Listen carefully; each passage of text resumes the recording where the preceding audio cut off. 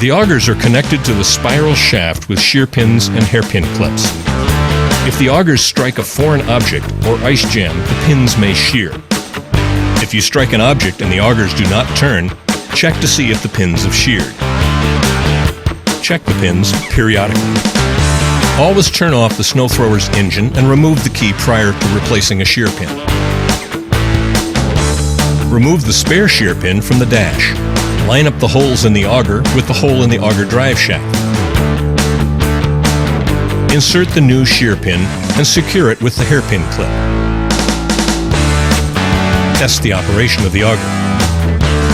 Never replace the auger shear pins with anything other than the correct part number replacement shear pins. Using anything but the correct shear pins, such as a nut and bolt, may cause expensive damage to the snow thrower that will not be covered under the manufacturer's warranty.